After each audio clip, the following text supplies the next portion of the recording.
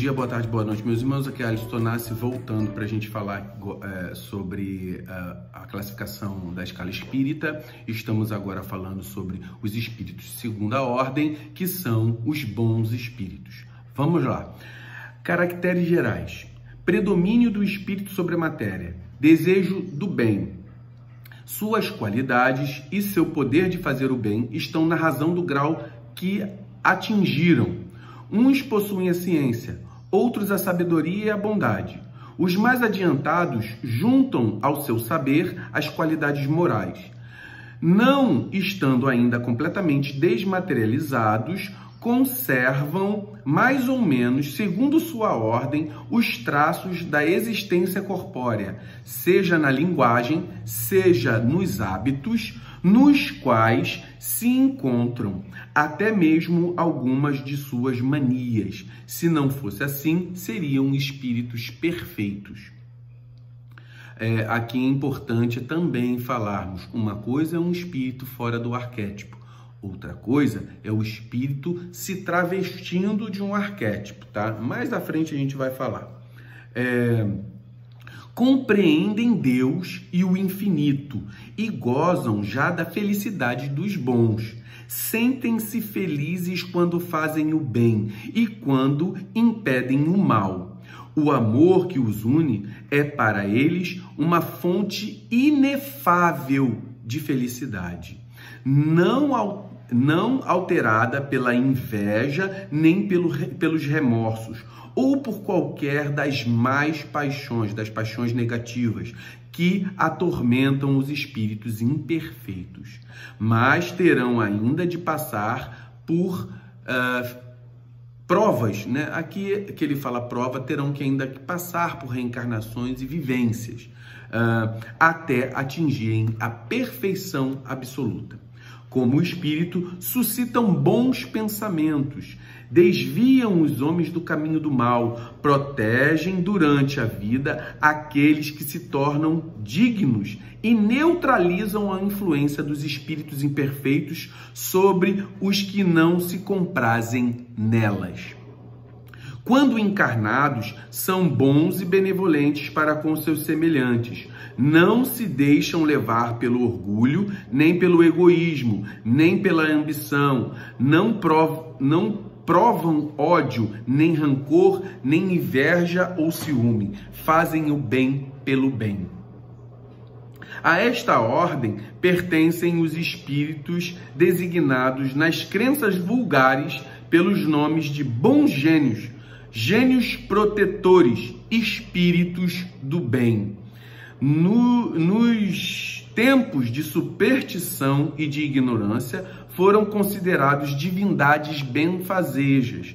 Podemos dividi-los em 4 grupos principais, ou seja, então os espíritos de segunda ordem vão ser divididos agora em 4 grupos. A quinta classe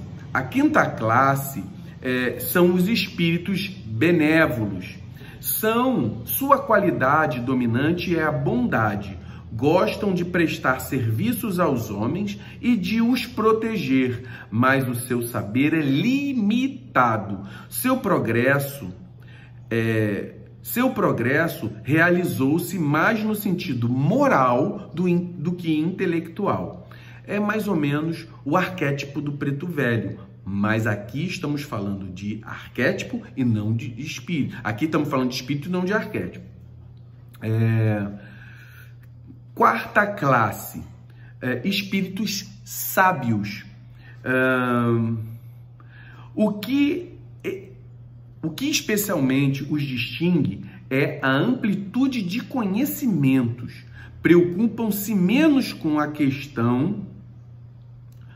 questões morais do que com as ciências, para as quais têm mais aptidão, mas só encaram a ciência pela sua utilidade, livres das paixões que são próprias dos espíritos imperfeitos. Então aqui a gente pode botar bem, meus irmãos, os arquétipos dos oguns, que são os arquétipos voltados à tecnologia, Oxóssi, que tem o conhecimento, e assim sucessivamente. A gente pode tudo transcrever aqui para as questões de Umbanda, mas vamos lá.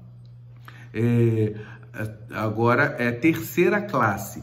A terceira classe são os espíritos prudentes. Os espíritos prudentes caracterizam-se pelas qualidades morais de ordem mais elevada, sem possuir conhecimento ilimitado. São dotados de uma capacidade intelectual que lhes permite julgar com precisão os homens e as coisas. Justiça, Xangô. Vamos lá. Segunda classe, espíritos superiores. Reúnem a ciência, a sabedoria, a bondade. Sua linguagem, que só transpira benevolência, é sempre digna, elevada e frequentemente sublime. Sua superioridade os torna mais que os outros aptos a nos proporcionar as mais justas noções sobre as coisas do mundo incorpóreo, dentro dos limites do que nos é dado a conhecer. Comunicam-se voluntariamente com os que procuram de boa fé a verdade e cujas almas estejam bastante libertas dos liames terrenos para compreender, mas afastam-se dos que são movidos pela curiosidade ou que, pela influência da matéria, desviam da prática do bem. Então, ou seja, meus irmãos, os espíritos superiores, eles vão estar ligados a nós pela prática do bem e pela intencionalidade de evoluirmos, tá? Então, o que acontece? Quando a gente se desvia, os espíritos não vão estar ali. Quando você quer vender a religiosidade, quando você não quer fazer o bem a alguém, eles vão estar ali.